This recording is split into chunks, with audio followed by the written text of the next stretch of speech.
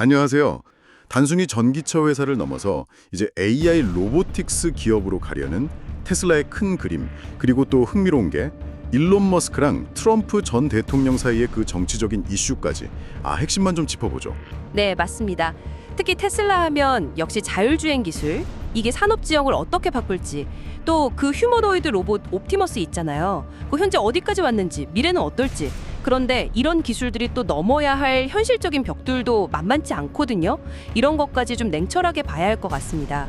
우선 그 자동차가 이제 그냥 타면 감가상각만 되는 게 아니라 돈을 벌어다 준다는 개념. 이거 어떻게 생각하세요? 여기서부터 한번 시작해 볼까요? 네.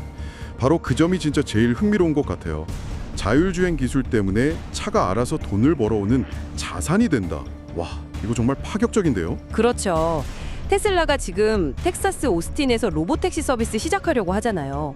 이게 정말 현실이 되면 운전자가 필요 없어지니까 뭐 우버 같은 기존 공유 차량 서비스들은 좀 비용 구조상 경쟁이 어려워질 수 있죠.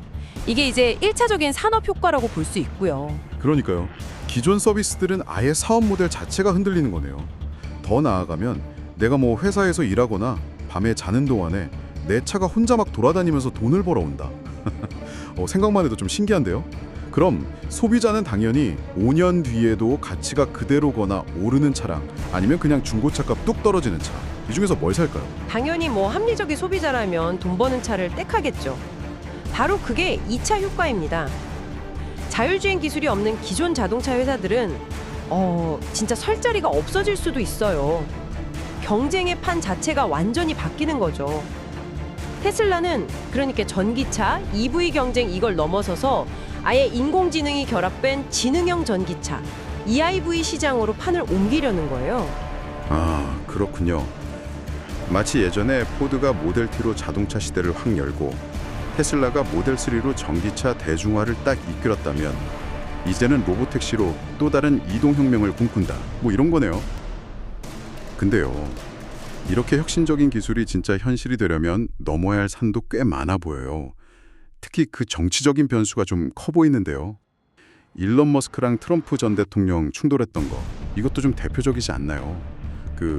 빅 뷰티풀 빌 법안 가지고 엄청 부딪혔었잖아요. 정확히 보셨습니다. 그때 머스크가 재정 적자 늘린다고 엄청 반대했죠. 트럼프는 또 뭐 테슬라나 스페이스X랑 연방 계약 중단할 수도 있다 막 이러면서 압박했고요. 결국엔 뭐 정치권에서 중재해서 머스크가 사과하고 일단락되긴 했는데 이 사건이 보여주는 게 있죠.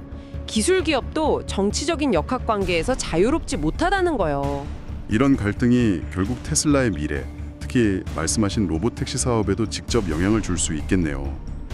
주마다 다 다른 자율주행 규제, 이거 연방 차원에서 통일하는 게 사업 확장의 핵심일 텐데 정치적인 갈등이 이걸 좀 더디게 만들 수도 있겠어요. 바로 그겁니다.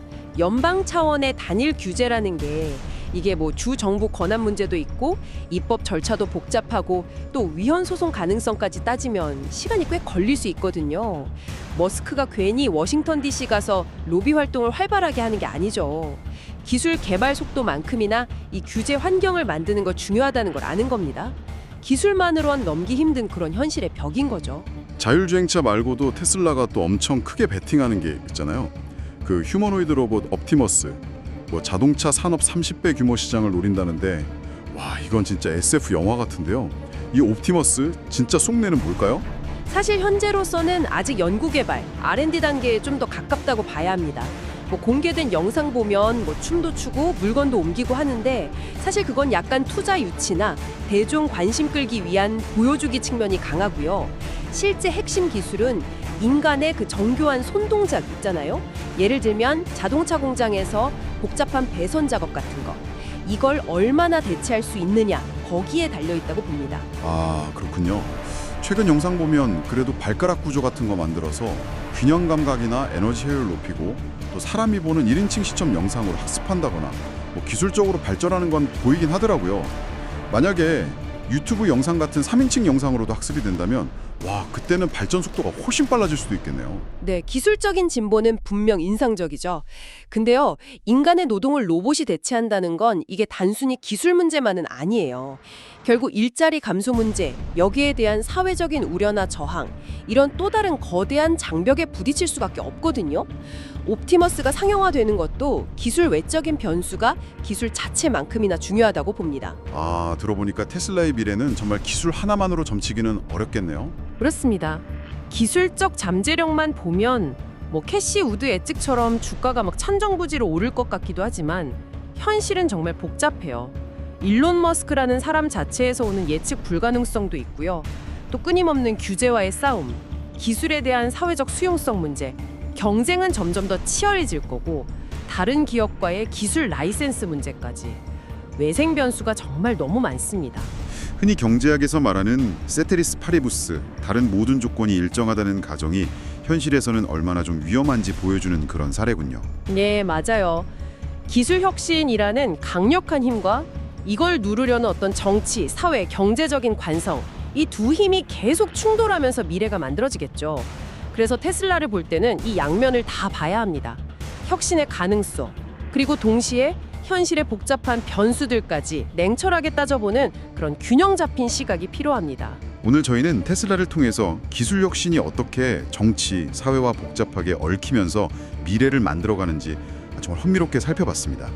스스로 돈 버는 자동차부터 사람을 닮은 로봇까지 변화의 속도가 정말 좀 아찔하게 느껴지네요. 네, 핵심은 결국 이겁니다. 테슬라의 성공은 단순히 기술이 뛰어나서만 결정되는 게 아니라 그 기술이 복잡한 현실 세계의 여러 요소들과 어떻게 상호작용하고 또 어떤 균형점을 찾아가느냐, 여기에 달려 있다는 거죠. 기술의 잠재력만큼이나 현실의 저항과 변수들을 같이 봐야 합니다. 자, 오늘 이야기 들으신 여러분께 마지막으로 한번 질문을 던져봅니다.